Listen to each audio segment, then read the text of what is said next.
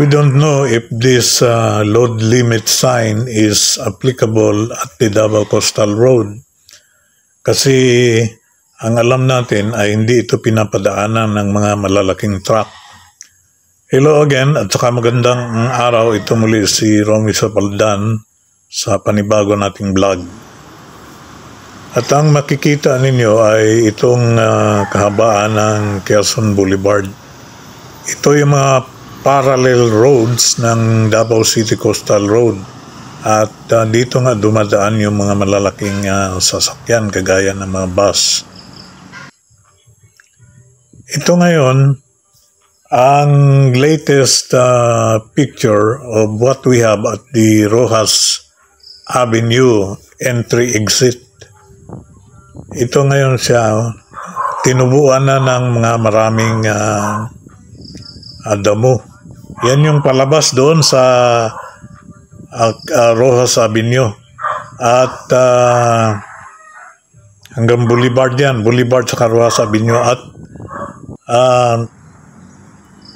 ito ngayon ang sa pinaka-entry-exit niya. Nakapagbakal na sila sa isang napakalaking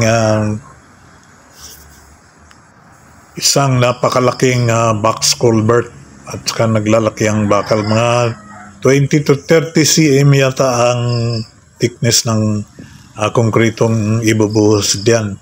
At makikita natin yung Rojas Avenue. At saka yung mga dumadaang sasakyan. Later on, yung mga maliliit, pwede nang dumaan dito pag natapos ito.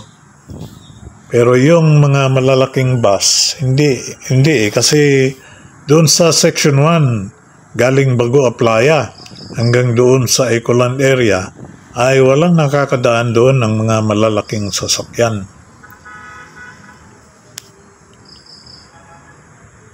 Mahaba rin ito, mga siguro abot ng 300 meters. Itong entry-exit ng Rojas Avenue papuntang roundabout doon sa loob ng Davao City Coastal Road ng Rojas Avenue roundabout.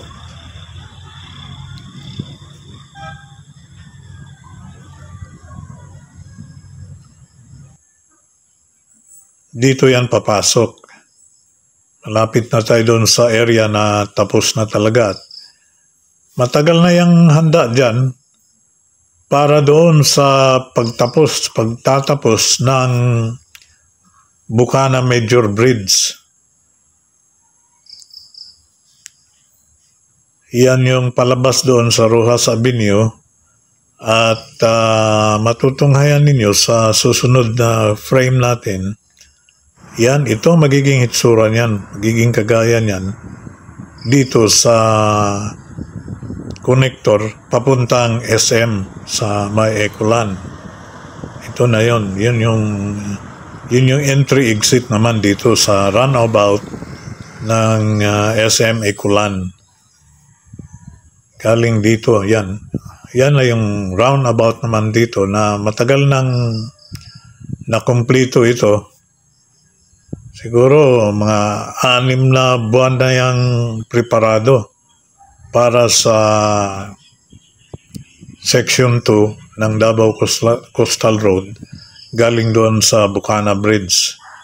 Meron tayong mga 4 na kilometro or mahigit 4 na kilometro papunta doon sa Bukana Bridge. Handa na ito, marami ng mga, andyan na yung mga signs niya. Yan. Yan yung papuntang Piapi Boulevard naman.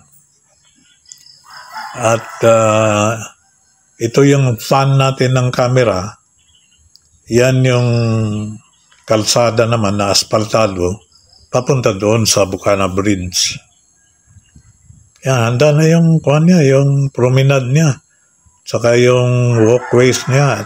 Tsaka yung mga bicycle lane. At handa na rin yung mga poste ng ilaw. May mga ilaw na yan. Papunta doon sa Bukana Bridge o sa Barangay Bukana. yun, no? Kanang kawanangan diha nga makita nato. Kaya, kanang na-focus o gamay. Mauna siya ang lugar. Naon, naaman ang nagtindog nga mga crane tower diha o makita nimo. Di lang kay klaro, pasensya na mo kay maura may kaya sa atong kamera. Ang kuan niya, itong mga kuan ay tinubuan na ng mga klase-klaseng damo at meron pa mga ipil-ipil dyan. Yan o. Yang sign na yan, dugay na kung natingala ba, ang mga unang signs manggudana, makita nato ang nakabutang fencing lang. Kung saan yung fencing? Si Pedro Singh, kauban, amigo na akong insik. Pero dire, katong nakita na nato nga na siya cross only at fencing. Pedestrian crossing dahil siya ng fencing. Di ba? Kung wala yung cross only, hindi mo maintindihan kung ano yung fencing. Kasi parang Chinese name siya eh. Yan yung mga unique na puno na yellow ang dahon. Ayan o. Yan yung sinasabi ko, tinubuan na ng mga ipil-ipil. Pag tatagal pa yan, pwede tayo mag-harvest niyan. Maganda ata yung maganda yung kahoy ng ipil-ipil. Yan o. Kunting linis lang naman yan eh. Kunting linis. Pag ang sabi pa nga baka July, tapos na yung Bukana Bridge. Yung nasagap nating balita mula mismo sa Unified Project Management Office kay Coating USEX sa Dain ay matatapos na yung tulay. Sa bilis niya, sa kanyang forma ngayon, talagang kayang tapusin yan. Yung tulay lang mismo, iwan ko. Yung mga road connectors niya, both sides.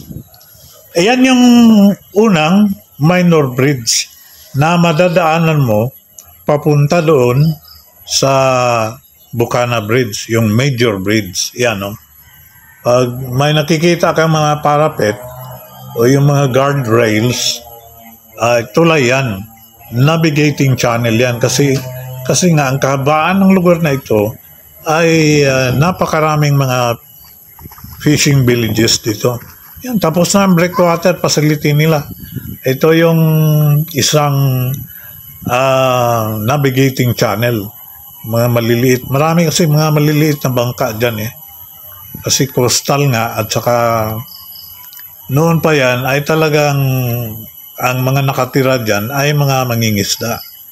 Pag nasa coastal areas ka, talagang matuto ka sa pangingisda. Iyon ang magiging kabuhayan mo. Ito naman yung pangalawang minor bridge. Ang standard yata na sukat niyan, yung haba niyan is hanggang 40 meters yan eh.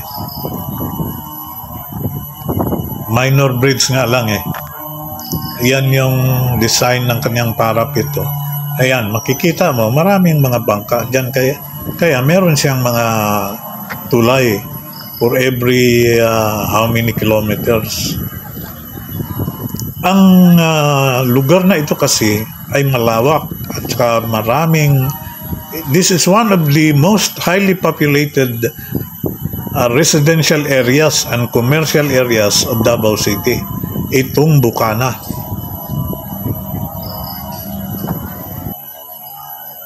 Yan o. Andyan nakaparada yung mga bangka at saka dito natin nabasa itong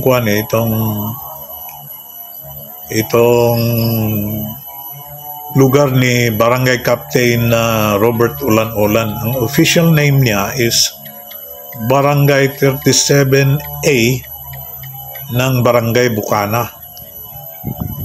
Diyan pa rin yung mga halos lahat ng kahabaan ng lugar na yan ay nakahilira yung mga maliliit na fishing boats. Dito sa lugar na ito, Bukana Trading Boulevard kung tawagin, siguro dahil maraming mga negosyante dyan, kaya tinawag siyang trading. Ayun sa unahan yung isa pang minor bridge. At dito sa pangatlo, andyan yung sign ng load limit na nasabi natin na hindi siya applicable kasi hindi. Yan, makikita natin sa unahan, maaninag na natin yung entry ng major bridge sa Bukana, kung saan dyan mag-uumpisa yung slope niya. Dito malapit, ayan maaninag na natin yung mga nagtataas ng mga crane towers ng Bukana Bridge. Tsaka yung napakaraming pag may makita ka maraming mga stilt houses dyan. Ayan, malapit na yan sa major bridge ng Bukana. At yun nga, ang magandang balita ay sabi ng UPMO, matatapos na ito next month. Bukas makalawa, Mayo na. Ay, hindi Mayo, Hulyo. Sorry. Yang nakikita natin, yan yung promenade niya na magdagdag kagandahan sa lugar na yan. Lalo pat tag-ilaw yung tulay na yan. Talagang magandang promenade yan.